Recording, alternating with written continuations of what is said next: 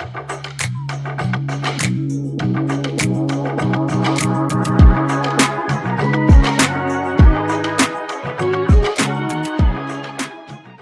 everyone, my name is Choe and goodbye Moon. I'm a fourth year PhD candidate in Industrial and Systems Engineering Department and working at Mind Music Machine Lab. So today I'd like to share one of my study's findings on effects of physical embodiment and empathy style on driver responses. So let me begin with the research background. So drivers' emotion states plays critical role in various aspects of driving. Emotions influence attention, perception, decision-making, and even levels of fatigue. So of course, these emotional changes also translate into measurable difference in driving behavior. So understanding and managing drivers' emotions is not just a psychological issue, it is directly related to road safety. So researchers have focused on various ways to regulate particularly negative emotion in driving context.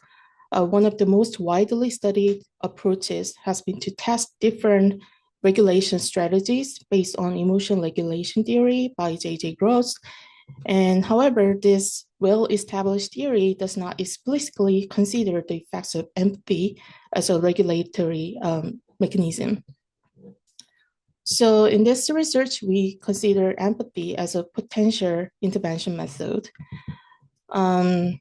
So based on empathy theory, I examine two types of empathy. The first one is cognitive empathy, which is to understand another person's emotional states and see the situation from their perspective. So in other words, you understand what the other person is feeling, but you don't necessarily share that emotion. On the other hand, affective empathy, this occurs when a person actually shares or mirrors another person's emotional states. In other words, it is not just understanding the other person's emotion, you feel the same emotion along with them. So let me give you a quick example. So imagine a driver who becomes angry because another car suddenly cuts in front of them. And if the agent, a driving agent, delivers cognitive empathy-based message, it might say, you could be a little surprised, the car cuts you recklessly. So here, the agent acknowledges the driver's emotional states and provides a cognitive explanation for why they might be feeling that way. In contrast, if the driving agent delivers effective empathy-based message, it might respond like, no, I'm startled. Why didn't they give us more space before merging into a lane? So in this case, the agent is sharing and expressing the same emotional reaction as the driver. So in our study, participants began the driving session and they encountered road events that makes them angry or frustrated. And then we provided empathy message based on the assigned empathy type. And we examined which type of empathy was more effective in regulating drivers' emotional responses. So this is the result from my first study. So to summarize the result, the cognitive empathy style intervention led to more stable driving control compared to the affective empathy condition. In contrast, affective empathy did not improve driving control, but it was associated with higher heart rate and lower heart rate variability, indicating greater difficulty in regulating their negative emotion. However, it also showed higher affective trust towards the agent. So overall, in safety critical driving context, cognitive empathy appeared to be more advantageous. So from the first study, we learned several important lessons which motivates the second experiment. In the first study, the message were delivered through voice only. And some participants provided feedback such as the agent's voice came out of nowhere and sounded awkwardly or familiar, which made them feel unnatural. And this suggests that empathy message delivered solely through voice may have limited effectiveness in conveying genuine empathy. And the second, there was skepticism about the very idea of artificial agents showing empathy. So some participants perceive it as sarcastic or inappropriate, and even some mention uncanny valley. So this led us a quick question: would the effect be the same if the empathy message were delivered by a physically embodied robot agent, not just through the voice? So we wanted to test the effect of embodiment on how drivers react, perceive, and interpret empathy in vehicle support. So theoretically, there are several reasons why embodiment might matter. So according to social presence theory, it suggests that physical co-presence strengthens feelings of intimacy and immediacy. And the CHCI framework and media equation argue that human-like cues make people respond socially to machines. Embodiment may amplify this effect. And finally, multimodal communication theories tells us that multimodal signals like voice plus visual stimuli enhance relational closeness and credibility compared to the unimodal cues. So these theories imply that physical embodiment could shape the effectiveness of empathic agent. The prior HRI research suggests embodiment may strengthen social and affective responses, but these findings are mixed, and also they rarely tested in driving context. So for the study, 48 drivers were recruited, and they experienced all three driving conditions. The agent providing navigation feedback only as a control group, and cognitive empathy and affective empathy style agent. And then between subject factor was embodiment. So one group experienced embodied robot agent and the other experienced disembodied agent, which was voice-only agent.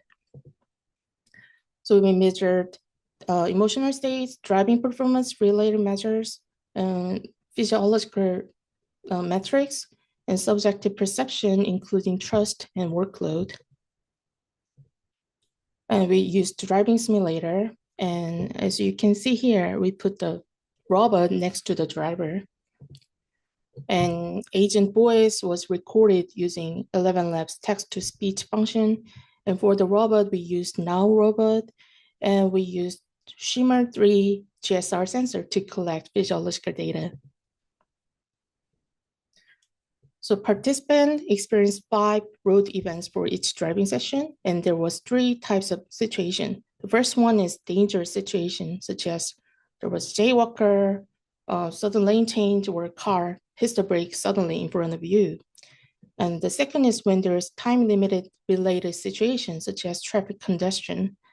And the last is when you faced aggressive or hostile behavior by other drivers. So this table shows the order and types of road events for each scenario. Yeah, and maybe I need to skip this. Maybe just this one. So this is an example of the dangerous situation. So dogs, jaywalking dog. So, and after this event happened, we provided the empathy message after 3 seconds later. And then, yeah, and we did a survey to design the utterance based on each empathy definition. So we asked them, what would you say in this situation? And then we designed the utterance based on participant common responses. So this is the result. Let me start from the driving performance. So in driving a dangerous driving situation, empathy type influenced longitudinal behavior, which affective empathy leads to significantly lower driving speed compared to the navigation-only condition. And meanwhile, the embodiment influenced lateral stability like this one.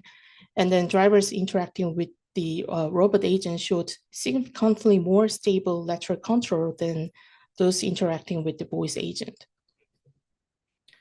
And physiological results also show that embodiment significantly improved stress recovery in high-risk situation. In the robot condition, it significantly reduced post-event physiological elevation. So robot agent condition showed smaller heart rate and smaller a CL change after the utterance was provided compared to the voice agent. Importantly, there was an interaction effect between the embodiment and empathy type. So specifically in the affective empathy condition here, the robot agent elicited a significantly lower heart rate recovery value, meaning the quicker recovery compared to the voice agent.